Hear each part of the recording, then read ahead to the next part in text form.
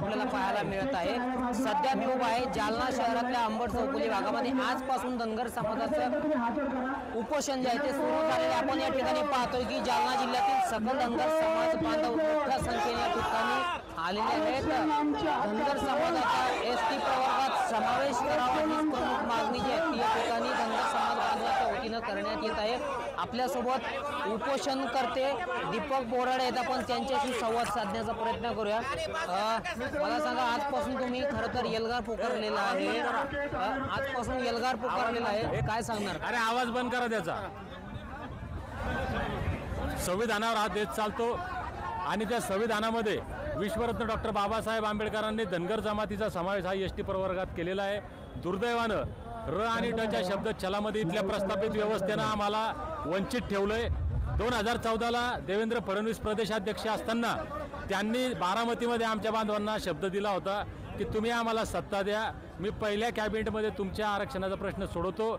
आजही देवेंद्र फडणवीस साहेब मुख्यमंत्री आहेत, नरेंद्र मोदी साहेब केंद्रात पंतप्रधान आहे, तुमची जागतिक महासत्ता आहे, तुम्ही दिलेला शब्द पाळा। धनगरांच्या भरोशावर तुम्ही आमदार खासदार मंत्री झालात, मुख्यमंत्री झालात, तुमची सत्ता आली, धनगरांना आता फसवू नका। आम्ही या ठिकाणी आज मराठवाडा मुक्ती संग्राम दिनी धनगर जमातीच्या एसटी आरक्षण मुक्तीचा संग्राम या ठिकाणी सुरू केलेला आहे आणि जोपर्यंत आरक्षणाची अंमलबजावणी होऊन एसटी सर्टिफिकेट मिळणार नाही तोपर्यंत आम्ही या ठिकाणी आंदोलन थांबवणार नाही।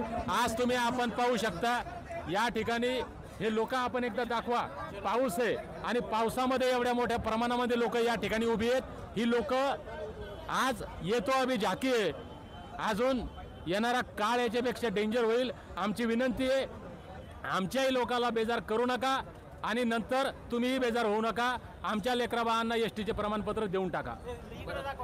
काय भूमिका आणि काय इशारा आहे तुमचा पुढचा? म्हणजे तुमची दिशा कशी असणार आहे? आमची दिशा सरळ आहे। देवेंद्र फडणवीस साहेब, तुम्ही शब्द दिलाय की आम्ही आरक्षण देतो, ते तुम्ही अंमलबजावणी करावी, आमच्या लेकरांना एसटीचे प्रमाणपत्र द्यावे, अन्यथा आज पावसामध्ये हा धनगर समाज शांततेच्या मार्गाने या ठिकाणी बसलाय। मी चांगला बोलतोय तोपर्यंत हे लोक शांत आहे। माझं बोलण्याचा आवाज जसजसा कमी होईल तसतसा जालन्यासह संपूर्ण राज्यातील धनगरांचा संयम तुटत जाईल। यांचा संयम आपण तुटू देऊ नका, आमचा आवाज डाऊन होऊ देऊ नका। माझा आवाज डाऊन होण्याच्या आत, समाज बांधवांचा संयम तुटण्याच्या आत कायदेशीर आमची जी मागणी आहे, संविधानिक आमची जी मागणी आहे ती पूर्ण करा। तुम्ही आम्हाला दिलेला शब्द पूर्ण करा। बरं, पण आपण पाहतोय की ज्या आदिवासी संघटना आहेत त्या सुद्धा आता आक्रमक झाले आहेत, त्यांचा सुद्धा विरोध आहे, घुसखोरी होऊ देऊ नये अशी सुद्धा त्यांची मागणी आहे। मुळात आता त्यांना आम्ही विरोध करणार नाही, त्यांचा विरोध करणं त्यांच्या जागेवर साहजिक आहे।